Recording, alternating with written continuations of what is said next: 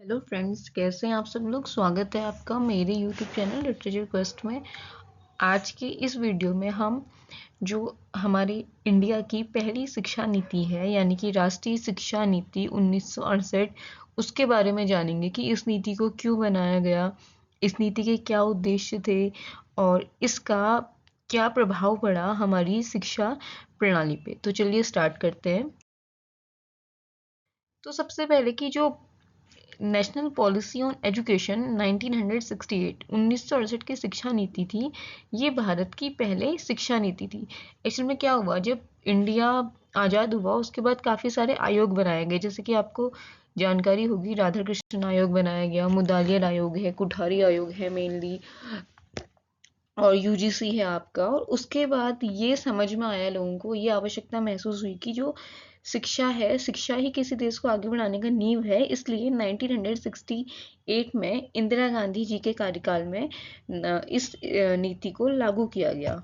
ठीक है, इसको किसकी सिफारिशों के आधार पर तैयार किया गया था? इस नीति को कोठारी आयोग की जो सिफारिशें हैं उसके आधार पर तैयार किया गया था। कोठारी आयोग जो कि कब बना था, 1964-66 में ये आयोग बना था। इस आयोग ने ये रिकमेंड किया कि एक शिक्षा नीति होनी थी और इसी के आधार पर भारत की पहली शिक्षा नीति का निर्माण किया गया।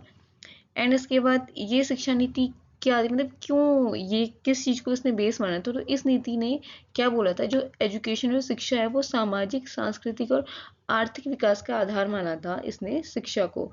इसीलिए इसके जो मेन हम देखेंगे आगे विदेशों में, इसने समान अवसर दिए थे लोगों को शिक्षा के। मतलब इसकी जो नींव है, हम ये कह सकते हैं कि equal opportunities and equal education for all. इसका मेन मोटो था कि सभी को शिक्षा के एक समान अवसर तथा सभी को समान शिक्षा मिले। इसके अलावा प्रधानमंत्री इंदिरा गांधी जो हैं, उन्होंने भारत की पहली शिक्षा नीति की घोषणा की थी। देन सब नहीं, एक्चुअली ये सप्रू होगा। इसका जो ड्राफ्ट था वो तैयार किया था सप्रू समिति ने। ठीक है, इसका जो ड्राफ्ट था वो किसने तैयार किया था? वो तैयार किया था सप्रू समिति ने। एनपीई 1968 का ड्राफ्ट तैयार किया था। एंड इस शिक्षा नीति ने भारत की प्राचीनतम संस्कृत भाषा को महत्व दिया था। ये इंपॉर्टेंट पॉइंट है।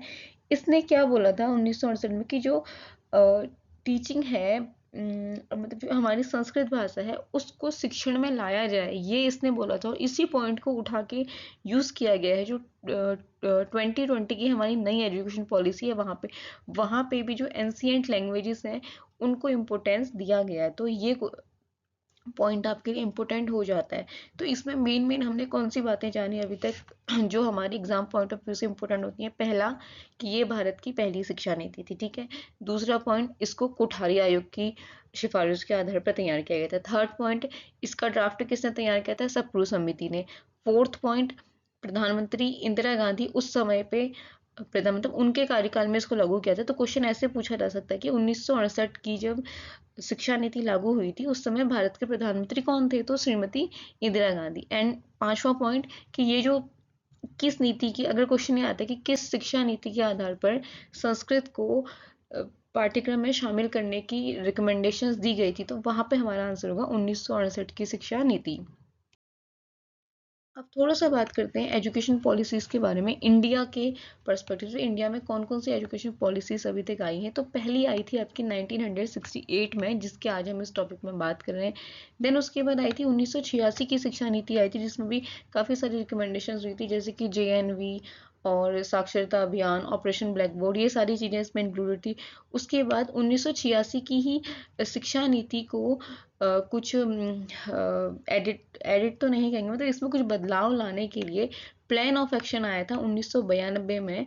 और इसके बाद हमारी नई शिक्षा नीति आई है 2020 में, जो कि अभी लागू हो रही है। और उसमें काफ़ी सारे परिवर्तन कर दिए। सीधा सीधा तो जो 10+2+3 वाला फॉर्मूला था जो आया था, दिया तो उसको कोठारी आयोग ने था, लेकिन यहीं से वो आया था, उसको ही चेंज कर दिया है 2020 वाली शिक्षा नीति में। तो आज हम टॉपिक में 1968 वाली को डिस्कस कर रहे हैं, लेकिन ये हमारे लिए जानना जरूरी है कि कितनी कितनी शिक्षा नीतियां बन चुकी हैं। तो आगे बढ़ते हैं कि ये भारत की पहली शिक्षा नीति थी, ये तो हमको पता है। देन उसके बाद इसका उद्देश्य क्या था? इसका मेन एम था राष्ट्रीय एकता को बढ़ावा देना, समानता और नैतिकता का विकास करना। क्योंकि ये जो शिक्षा नीति है इसमें आगे हम पढ़ेंगे कि इसमें पाठ्यक्रम में वैल्यू एजुकेशन को भी शामिल करने की बात की गई थी। जो राष्ट्रीय एकता है, राष्ट्रीय गुण है, संस्कृति विरासत है, उसको भी यहाँ पे शामिल किया गया था। देन उसके बाद इसमें तीन भाषा फॉर्मूला जो है वो लागू की, जो त्रिभाषा सूत्र है जो दिया था कोठारी आयोग ने, उसकी आउटलाइनिंग और उसको लागू करने का श्रेय 1968 की शिक्षा नीति को जाता है। तो इसमें क्या था, एक तो क्षेत्रीय भाषा थी, एक हिंदी भाषा थी जिसको राष्ट्रीय भाषा के रूप में पढ़ाया जाए, और साथ ही साथ अंग्रेजी या फिर कोई भी अन्य विदेशी भाषा जिसको जो इंटरनेशनल हमारी कम्युनिकेशन है वहाँ पे उसको यूज़ किया जा सके। ये जो त्रिभाषा सूत्र जो है वो इम्पोर्टेंट हो जाता है। यहाँ पे लागू किसने किया था, 1968 ने, और फॉर्मुलेट किया था हमारा कोठारी आयोग ने। एंड विज्ञान और तकनीकी की शिक्षा को बढ़ावा दिया था 1968 की शिक्षा नीति ने। इसके अलावा इन्होंने एक जो इम्पोर्टेंट चीज़ है, जो RTE, राइट टू एजुकेशन की आजकल बहुत बात होती है, उसकी बात इस शिक्षा नीति ने ही कर दी थी कि 6 से 14 साल के बच्चों को मुफ्त और अनिवार्य शिक्षा दी जाए। ये सिफारिश 1968 में हो गई थी, क्योंकि कुछ बजट की कमी की वजह से इसको कानून बनाने में इतना समय लग गया, और ये 2009 में जाके लागू हुआ। तो ये मेन चीज़ें हैं। तो इसमें अब यहाँ पे देखिए, यहाँ पे हमारे कौन कौन से पॉइंट निकल के आए। पहला पॉइंट हमारा क्या, कि ये त्रिभाषा सूत्र किसने लागू किया था, 1968 वाली शिक्षा नीति ने। और इसमें क्या क्या है, क्षेत्रीय भाषा है, हिंदी है, अंग्रेजी है। और सेकंड है हमारा 6 से 14 वर्ष की जो फ्री एंड कंपल्सरी एजुकेशन है उसको लागू करने की सिफारिश की थी 1968 की शिक्षा नीति ने। इसके अलावा एक पॉइंट और, कि शिक्षा पे GDP का जो इससे पहले 5% खर्च होता था 1968, जिसकी बात इसने की कि 5% से बढ़ा के कितना 6% कर दिया जाए, जो कि NEP 2020 में भी बोला है आई थिंक कि इसकी GDP को बढ़ाया जाए, लेकिन अब कितना लागू होगा पता नहीं। बट ये मेन पॉइंट थे कि शिक्षा पर GDP का 6% खर्च, एंशिएंट संस्कृत लैंग्वेज वाली बात, 3 लैंग्वेज फॉर्मूला, 6 से 14 वर्ष के बच्चों की अनिवार्य शिक्षा, और एंड वो कि इंदिरा गांधी इसकी उस टाइम पे प्राइम मिनिस्टर थी और ये पहली शिक्षा नीति थी। ये चीज़ें आपके एग्जाम के पॉइंट ऑफ व्यू से सीधे सीधे अगर डायरेक्ट क्वेश्चन आता है तो ये इंपॉर्टेंट है। अब इसके बाद हम इस शिक्षा नीति को थोड़ा डिटेल में समझते हैं। इस नीति ने संस्कृत शिक्षण को प्रोत्साहन दिया, ठीक है, ये हम बात पहले कर चुके हैं। और इसने जो टीचर्स हैं उनके विशेष प्रशिक्षण पर भी जोर दिया। जो टीचर्स हैं उनका भी विशेष प्रशिक्षण हो, ये चीज़ तो कोठारी आयोग ने भी बोली थी, और कहीं ना कहीं ये कोठारी आयोग की ही सिफारिशों पे बनाई गई थी। तो इसलिए इसकी और उसकी कहीं ना कहीं काफ़ी सारी चीज़ें आपको इसमें मिलती जुलती मिलेंगी। इसके बाद है, इस नीति में शिक्षा को आधुनिकीकरण और विकास से जोड़ने पर बल दिया गया था। नेक्स्ट, इस नीति में शिक्षा को उत्पादक बनाने पर, शिक्षा को क्या प्रोडक्टिव बनाने पर जोर दिया गया। और मुख्य उद्देश्य क्या थे इस शिक्षा नीति के, मुख्य उद्देश्य थे कि शिक्षा में समानता और गुणवत्ता सुनिश्चित करना। मतलब इसका जो बेस था ना, एक हम बेस कह सकते हैं, वही इस पे था कि शिक्षा में समानता हो और समान अवसर हो, सभी को एक जैसी शिक्षा मिले, और उस एक जैसी शिक्षा को पाने के लिए अवसर भी एक जैसे मिले। और राष्ट्रीय एकता को बढ़ावा देना, विज्ञान, तकनीकी और अनुसंधान को प्रोत्साहित करना, ये इसके मेन फोकस थे। इसके अलावा जो हमारी सांस्कृतिक धरोहर है, जो राष्ट्रीय एकता है, उसका संरक्षण करना, ये इसके फोकस पॉइंट थे। अब हम इसकी जो रिकमेंडेशंस थी, जो इसके मेन एम थे, इसने क्या क्या काम किए थे, उसको थोड़ा सा डिटेल में समझते हैं। सार्वभौमिक प्राथमिक शिक्षा, universalization of elementary education, meaning जो 6 से 14 साल के बच्चे हैं उन सभी बच्चों, उन वर्ष की आयु तक के बच्चों को क्या निशुल्क और अनिवार्य शिक्षा उपलब्ध कराना, ये इसने रिकमेंड किया था। और साथ ही जो ड्रॉप आउट दर है उसको कम करना, और नामांकन को बढ़ाना। स्कूल में आ तो गया बच्चा, आने के बाद बीच में छोड़ के चला गया, नहीं, नामांकन को भी बढ़ाओ, और साथ ही साथ बच्चा स्कूल में टिके रहे, उस चीज़ को भी बढ़ाओ, ये इसने बोला था। और जो पिछड़े क्षेत्र हैं वहाँ पे प्राथमिक विद्यालयों की स्थापना करना। और शिक्षा का माध्यम क्या होना चाहिए, मातृभाषा होना चाहिए, शिक्षा का मीडियम मदर टंग होना चाहिए, जैसा कि NEP 2020 में भी है।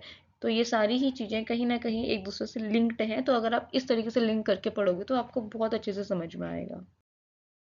बस सेकेंडरी एंड हायर एजुकेशन में इसने क्या बोला था, प्राइमरी में तो क्या है कि एलिमेंट्री एजुकेशन हो, 6 से 14 साल वाले जो बच्चे हैं उनको फ्री एजुकेशन मिले, मातृभाषा में शिक्षा मिले, ड्रॉप आउट दर कम हो और नामांकन बढ़ाया जाए। और सेकेंडरी और हायर एजुकेशन में कि माध्यमिक शिक्षा में गुणात्मक सुधार, साथ ही छात्रों को व्यावसायिक और तकनीकी शिक्षा प्रदान करना, और विश्वविद्यालय जो है उसमें शोध कार्य और नवाचार को बढ़ावा देना, और शिक्षा में नैतिक और व्यवहारिक दृष्टिकोण को शामिल करना, ये इसने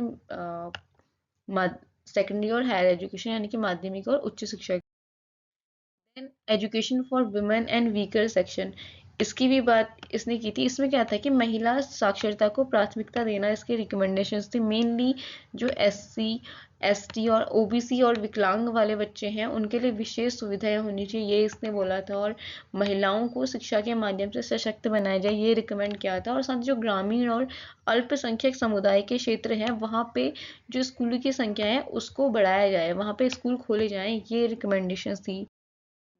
वित्तीय आवंटन की बात करें, शिक्षा के लिए निवेश की बात करें, तो क्या जो हमारी जीडीपी है, सकल घरेलू उत्पाद है, उसका 6% जो है कहाँ पे खर्च किया जाना चाहिए, वो किया जाना चाहिए एजुकेशन पे खर्च, ये बोला गया था। इसके अलावा शिक्षा के क्षेत्र में निवेश बढ़ाने और इसे प्राथमिकता देने की आवश्यकता पर जोर दिया गया। तो ऑब्वियसली जैसे आप जीडीपी का 6% दोगे तो प्राथमिकता तो बढ़ ही जाएगी। टीचर्स एजुकेशन पे बात करी थी इसने कि शिक्षकों के जो प्रशिक्षण कार्यक्रम है उसमें भी सुधार हो, क्योंकि अगर टीचर अच्छा होगा तो बच्चा ऑटोमेटिक अच्छा हो जाएगा। और साथ ही साथ टीचर्स में क्या होना चाहिए, नैतिक और व्यवसायिक प्रशिक्षण भी उनको प्रदान किया जाना चाहिए। और टीचर्स की संख्या और गुणवत्ता, क्वांटिटी और क्वालिटी दोनों को बनाए रखना, ये इसने बोला था। और जो दूर दराज के क्षेत्र हैं वहाँ पे प्रशिक्षित शिक्षकों की नियुक्ति की जाए, ये इसकी मेन रिकमेंडेशन। नेशनल इंटीग्रेशन और कल्चरल प्रिजर्वेशन पे भी इसने काफ़ी बात की थी, ये भी इसका एक मेन उद्देश्य था। तो ये क्या था कि जो एजुकेशन है, शिक्षा के माध्यम से राष्ट्रीय एकता और अखंडता को मजबूत करना। एजुकेशन में कुछ ऐसी चीज़ें डाल दो करिकुलम में जिससे बच्चे को राष्ट्रीय एकता और जो भी अखंडता है, जो संस्कृति है, उसके बारे में समझ आए और उसमें एक अपनी जिम्मेदारी का अनुभव हो। जैसे कि ये सेकंड पॉइंट है कि छात्रों में नैतिकता और सामाजिक जिम्मेदारी की भावना विकसित करना। एंड लास्ट है हमारा भारत की सांस्कृतिक धरोहर और विविधता को पाठ्यक्रम में शामिल करने से। जो ईडब्ल्यूएस नहीं, ईवीएस की किताबें आती हैं उनमें ये सारी चीज़ें दी गई हैं जिससे बच्चा सीखता है। हर किताब के आगे एनसीईआरटी की आपके मौलिक अधिकार दिए जाते हैं, भारत की संविधान की प्रस्तावना दी जाती है, वो इसीलिए दी जाती है कि बच्चा एटलीस्ट उसको देखे तो सही कि है क्या, उसे कुछ तो उसमें आएगा, पूरा नहीं भी तो 0.11%, 2% कुछ तो मिलेगा बच्चे को, कुछ तो समझ आएगा। तो ये सारी चीज़ें इसीलिए ही बोली जाती हैं और ये 1968 से ही चली आ रही। और बाल श्रम उन्मूलन और शिक्षा का अधिकार, ये इन्होंने बोला था कि ये सिफारिश की थी कि बाल श्रम पर रोक लगाई जाए। क्यों? ताकि कोई भी बच्चा जो है वो एजुकेशन से वंचित ना रह जाए, शिक्षा से वंचित ना रह जाए। और बाल श्रम को कम करने के लिए कानून और शिक्षा कार्यक्रम के बीच समन्वय स्थापित करने पर जोर दिया गया। मतलब बाल श्रम को रोका जाए, कैसे रोका जाए, उसके लिए कानून बना के। और अगर बच्चा बाल श्रम नहीं करेगा तो वो क्या करेगा, वो एजुकेशन लेगा और अपने भविष्य को सही करेगा, ये चीज़ें। अब हम राष्ट्रीय जो शिक्षा नीति है 1968, उसकी उपलब्धियों के बारे में बात करें तो पहली इसकी उपलब्धि थी वो ये है कि शिक्षा को राष्ट्रीय प्राथमिकता बनाना। ठीक है, एजुकेशन पे बहुत बात की इसने मतलब पहली बार कोई जो सरकार की नीतियां हैं उसमें एजुकेशन को शामिल किया गया था, शिक्षा को सरकार की प्राथमिक नीतियों में शामिल किया गया। क्यों? क्योंकि इस एजुकेशन पॉलिसी ने काफ़ी जोर दिया था शिक्षा पे। देन नेक्स्ट इसका है त्रिभाषा सूत्र लागू करना। इस एजुकेशन ने त्रिभाषा सूत्र को लागू किया था। मातृभाषा है, हिंदी है, अंग्रेजी है, इसको शिक्षा में प्राथमिकता देकर भाषाई संतुलन को स्थापित किया गया। समान शिक्षा पर जोर दिया गया। समान शिक्षा में तो जो भी कमजोर वर्ग हैं, ग्रामीण क्षेत्र के बच्चे हैं, एसटी, एससी, ओबीसी, ग्रामीण क्षेत्र, उन सभी बच्चों के लिए शिक्षा के जो अवसर हैं वो आगे बढ़े और कोई भी बच्चा क्या करे, कोई भी बच्चा शिक्षा से वंचित ना रह सके, सभी तक शिक्षा की एक समान पहुंच हो। और साथ ही साथ विज्ञान और तकनीकी शिक्षा का विकास किया था। विज्ञान और तकनीकी विषयों पर जोर देने से जो भारत की शिक्षा शैक्षिक प्रणाली है वो प्रासंगिक हुई। एजुकेशन में आप टेक्निक को डाल दोगे, विज्ञान को डाल दोगे, नई नई चीज़ों को डालोगे तो ऑब्वियसली देश भी तरक्की करेगा, बच्चे भी तरक्की करेंगे। तो वही इसकी मेन मेन उपलब्धियां।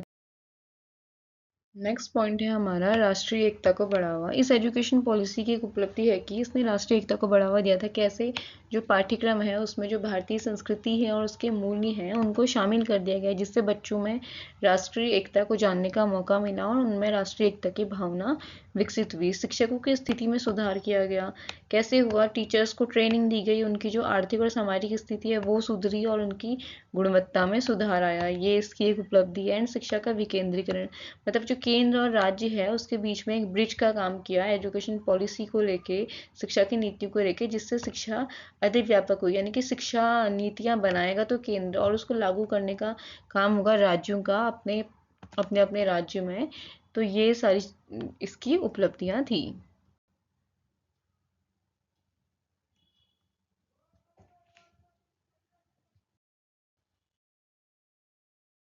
इसके अलावा महिला शिक्षा को प्रोत्साहन दिया, क्योंकि साक्षरता और महिला साक्षरता को बढ़ाने के लिए विशेष योजनाएं लागू की थी। पाठ्यक्रम में सुधार हुआ।